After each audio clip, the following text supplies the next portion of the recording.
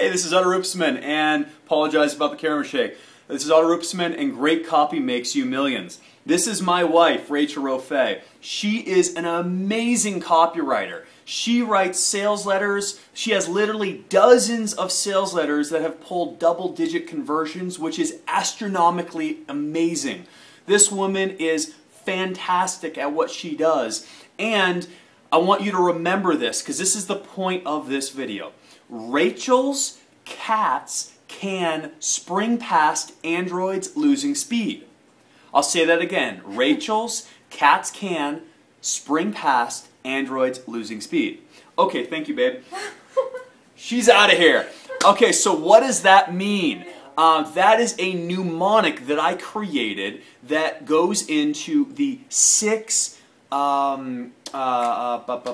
psychological triggers, triggers of influence. There's a book that Robert Cialdini wrote in 1984 called Influence, The Psychology of Persuasion.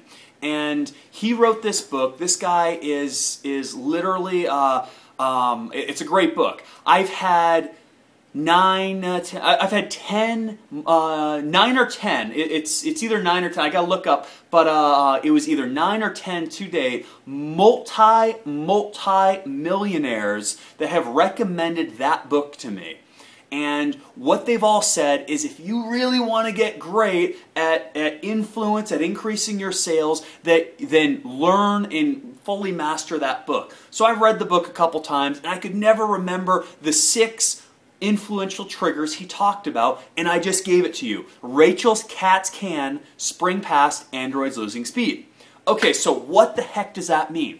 Well, the first aspect of influence is reciprocity, and that is giving something. Giving something gives more for you than anything else. An example is Kirby vacuum cleaners. They'll knock on your door, you open it up, the first thing they do is they hand you a very nice scented candle and say, a gift for your home. As soon as you take it, you're sunk. You're sunk. Because they have invoked reciprocity, and you listen to them at that point, and that's how they get their foot in the door, by giving out a candle. Hare Krishnas, back in the day, they used to go to airports and give flowers and say, a gift for you. And after they gave a flower, they'd go and ask for a donation, and people would hand them like, $1, $10, $20, just to, because they felt indebted, and then they'd go and they'd throw the damn flower out. So reciprocity is amazingly effective. So that's the Rachel's parts. Cats can. Commitment and consistency. Okay, so there was a study done where they went and they started asking people to put up big honking signs saying, I promote environmentalism and improving our planet. And they got like 4% of people to put the signs in their yards. Kind of like those political signs that you see up around, election time. Well, what they tried, it was a little different. They went to a different neighborhood and they knocked on the door and asked them if they'd put up a little tiny sticker on their refrigerator saying that they promote environmentalism. And then 2 weeks later, they'd come back and knock on the same door and ask them if they'd put up this big honking sign. Well, those people, they got 52% of all the people to put up the signs in their yard, because it just worked that way.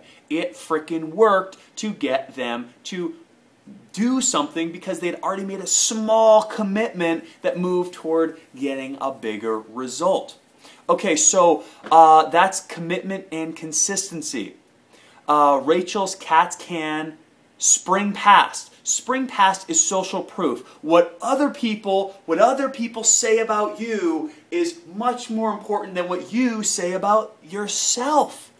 Having other people say it for you via testimonials, in audio, written, in video, having them say it for you in multiple ways, in person, on forums, Any way you can get other people to say for you what you could say for yourself, it has massively more impact when other people are saying it, because people listen to other people a lot faster and more readily than they'll listen to you in most situations. Actually, it's about a 50-50. Half of the planet has an internal frame of reference, and half of the planet has an external frame of reference. An internal frame of reference generally means people make their decisions on their own. An external frame of reference means that they make their decisions based on what other people say and what they feel and think that other people have as viewpoints towards something. Okay, so Rachel's cats can spring past androids. Androids is authority. Taking an authority position, meaning a position of you know what the hell you're talking about with what you do, and you educate people. The more you educate people, the more they view you as an authority figure.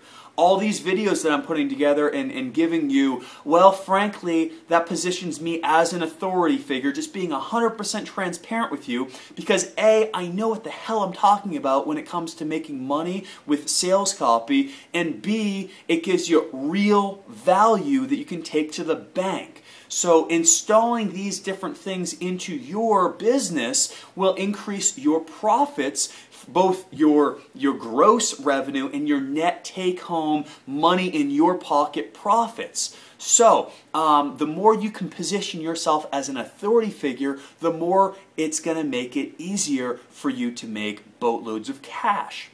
Okay, so Rachel's cats can spring past androids. Losing is actually liking.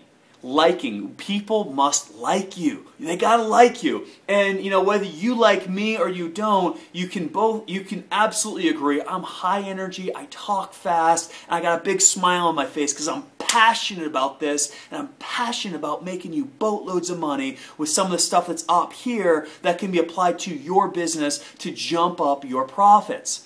So, I hope you'll like that, because I like making money and I like making a difference that will make your pocket and your life better. Okay, so the liking part. People gotta like you. They don't have to like you, but you know what? Liking is a great thing, and it makes it easier for people to do business with you. The last one, Rachel's cats can spring past androids losing speed. Speed. What is speed? Speed is scarcity. The more scarce something is, the more people are going to jump after it. Look, there's only one of me, and I know a heck of a lot. That makes me kind of a scarce commodity, or not commodity, asset. A scarce asset that has value. There's only one of you. You know, if you have a product, say you have, let's take Ferraris for instance. Ferraris, they specifically limit the number of Ferraris they put out on a yearly basis, because that decreased supply jacks up the pricing and the value of what it is they're selling, and it makes it much more of a ego statement for someone who's buying a Ferrari, because, well, frankly, you know, people want Ferraris because it's so exclusive to have them. You know, like, I'm going to go drop 200 grand on a car. Oh, great. Oh, I hope you can get one. What do you mean? Oh, well, they don't sell to just everybody. You have to have an in, or you have to, not only do you have to have the money sometimes, you need to have an in the most exclusive places to be able to get in, which makes that scarcity jump up. The more you have something that's scarce, the more people want it. Again, the more scarce something is, the more people want it. Okay, so what can you do with this? How can you apply these 6 things? Rachel's cats can spring past androids losing speed, reciprocity, commitment and consistency, social proof, authority, liking, and scarcity. How can you apply those to your business in ways you've not yet done? Because that, my friend, will make you boatloads of cash.